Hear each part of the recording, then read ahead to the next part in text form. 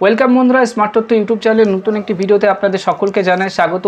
আপনাদের সকলকে ভোটার কার্ডের সঙ্গে কিন্তু আধার কার্ড লিঙ্ক করতে হবে এবং যে সমস্ত ব্যক্তিরা ভোটার কার্ডের সঙ্গে আধার কার্ড লিঙ্ক করেছেন তারা স্ট্যাটাস কীভাবে চেক করবেন, সমস্ত কিছু গুরুত্বপূর্ণ ইনফরমেশন কিন্তু আজকের ভিডিওতে দেব। ভিডিওটি অবশ্যই প্রথম থেকে শেষ পর্যন্ত দেখার চেষ্টা করুন। চ্যানেলটিকে সাবস্ক্রাইব করে না থাকলে অবশ্যই চ্যানেলটিকে সাবস্ক্রাইব করে রাখুন।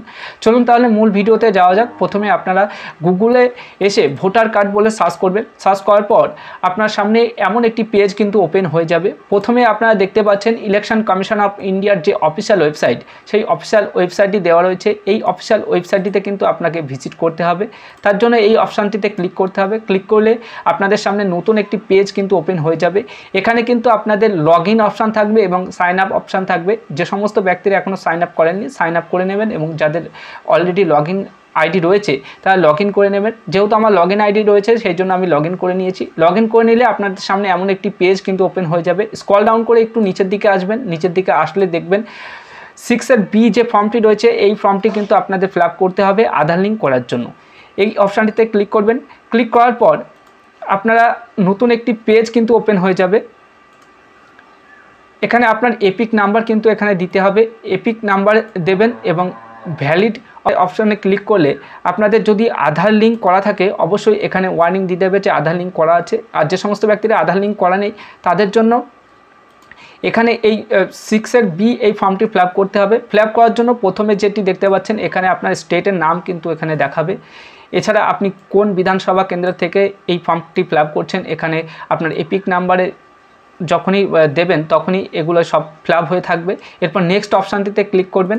ক্লিক করার পর এখানে আপনাকে দ্বিতীয় যে বি কলামে নিয়ে যাবে। এখানে বি কলামে আসলে এখানে ফার্স্ট নেম দেখতে পাবেন এবং সারনেম যেটি রয়েছে দেখতে পাবেন এবং এপিক নাম্বার কিন্তু আপনি দেখতে পারবেন।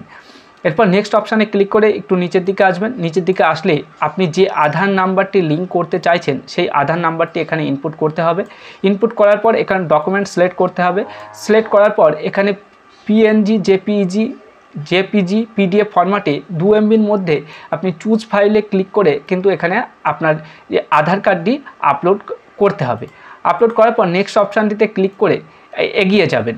এগিয়ে গেলে ডি কলামে আপনি দেখতে পাবেন এখানে মোবাইল নাম্বার ইনপুট করতে হবে এবং ভ্যালিডেট ওটিপিটি ইনপুট করে বা আপনি যদি ইমেল আইডি দিতে চান এখানে ইমেল আইডিতে দেবেন এবং আপনি যে শহর বা গ্রামে বসবাস করেন সেখানকার নাম এখানে দেবেন।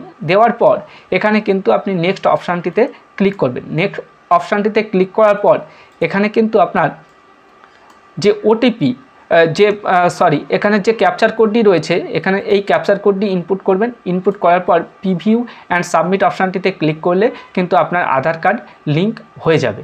এইভাবে কিন্তু আপনি লিঙ্ক করে নিতে পারেন এবং পরবর্তী সময়ে আপনি স্ট্যাটাস চেক করে নিতে পারবেন যে কিভাবে আপনাদের